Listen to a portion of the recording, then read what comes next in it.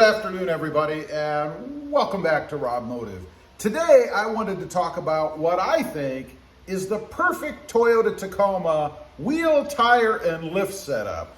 Now, the reason I'm doing this video, I get a lot of questions on the channel about this. It seems like they're ongoing. Even though I have videos out there covering all of this, I realize that, you have to go watch 3 different videos. First, you have to find them. And then you have to go watch 3 different videos to get all the information that you might want. And I got to thinking to myself, Rob, would you go search out 3 videos to find out this information?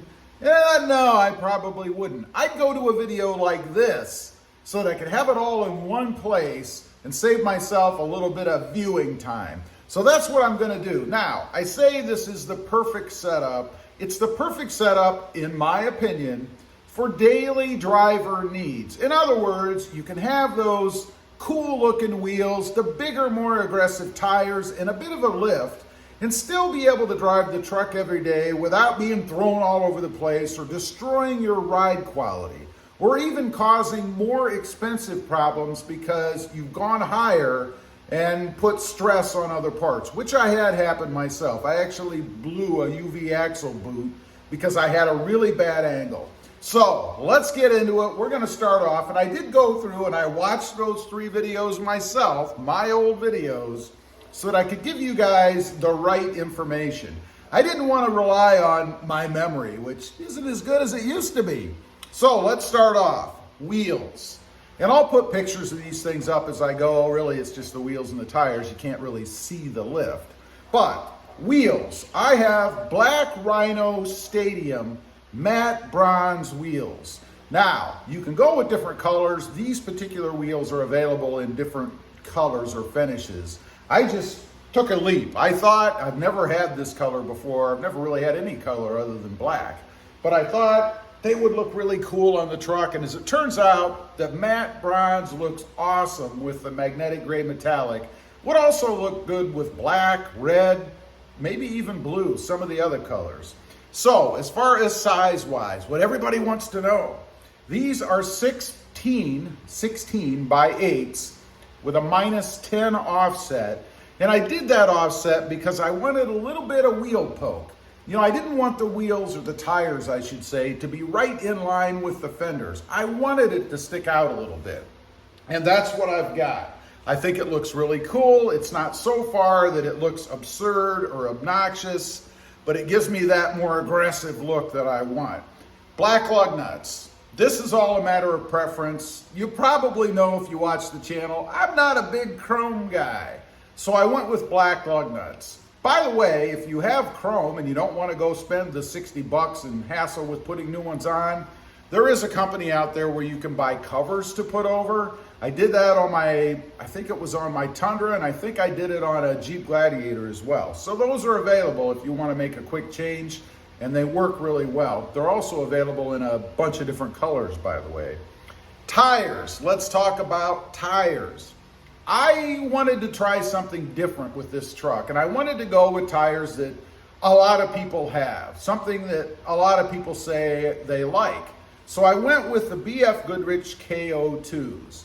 It's a more aggressive, firmer tire, I think, slightly more aggressive looking than some of the others that I've had, the Duratrax and the Falcon Wild Peaks. Now, let me say first off, they're my 3rd favorite. My first are the Falcon Wild Peaks. I would highly recommend those. They're aggressive, they look great, and they give you a good comfort level, I guess, when you're driving around daily. But I went with these to try them out. My second, of course, would be the Duratrax. Now, what size are they? They're 265, 75, R16s. And I went with that size because I didn't want to go too big. I wanted to maintain the tread wall, if you will, because the more tread wall that you have, the more comfortable rides you're going to have, because that extra rubber is going to absorb all those bumps and divots and things in the road. You can go with a bigger wheel. I wouldn't do it. I think a 16 is perfect for the truck, and it still gives you that good aggressive look without destroying the ride quality. As far as tire pressure, people ask about this, and frankly, it was a big mystery when I got mine. It seems that people are all over the place. You know, the rating on the side of the tire is a max rating. It doesn't mean you should fill the tire up all the way to that. You're going to have a very firm ride. I'm running 35 to 36 PSI. I've done that on all of the aftermarket tires that I've had on all of my trucks. The Jeeps, the Tacomas, the mid-size trucks. A little bit different on the Tundra if you've got a bigger truck, but for the mid-size trucks with this size or this type of tire, even if you go bigger, 35 to 36, maybe 37 is a pretty good pressure to run. Now, let's talk about the lift. Another big question, all tied together. The lift that I went with, let's start in the rear. That's easy, nothing.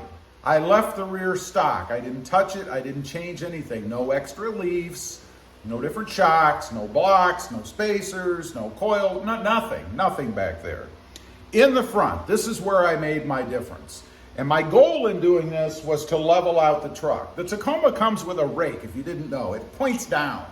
I didn't like that. I think it looks much better level in the front, so I brought the front up. I went with a Bilstein adjustable 5100.